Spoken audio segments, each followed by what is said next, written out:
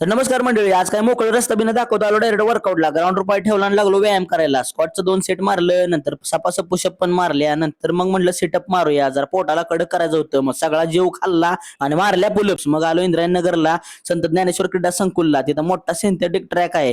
नंतर तिथे भेटला आपला धाराशिवचा मित्र, त्याला भेटून लय भारी वाटलं. मग मजबूत रनिंग केलं, रोजच्या सारखं डायरेक्ट घाम काढला. मग ती झाल्यावर जरा हडल जमची प्रॅक्टिस केली.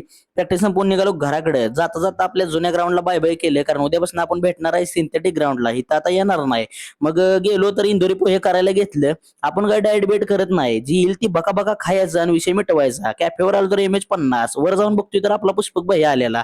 म्हटलं भाव आलाय तर आता गप्पा तर होणारच. गप्पाचा चांगला फड रंगीवला. म्हटलं आता दोघांनी घेऊन जरा बोंबलत हिंडाय कुठेतरी बाहेर जायचं. निघलो बघा गाडीवरनं. जाता जाता एक शेअर मार्केट मधला मोठा खेळाडू दिसला. त्यानं बघा गाडीवर काय टाकले या. तिथनं आलो भोसरीतल्या पंजाब डेअरीवर. तिथलं थंडगार फ्रूट कस्टर्ड हुसाकलं. फ्रूट कस्टर्ड खाल्ल्यावर जेव्हा लय गार वाटलं. तिथनं मग गाडी पळवली ना आलो डायरेक्ट झोडिओ मध्ये. ते जाऊन कपड्याची जरा खरेदी बिरेदी केली. बिलाच्या लाईन मध्ये उभा होतो तोवर वाजवायला कोणीतरी सायलेंट. मी म्हटलं आई घातली काय तर राडा झाला काय. तिथनं सटाकलो आलो परत कॅफेवर. कॅफेवर आल्यावर भावान जरा मदत केली बरं का. सगळी कामं पटापटा आवरली. शटर केलं डाऊन आणि मी निघालो घराकडे. तर भेटूया उद्याच्या ब्लॉग मध्ये.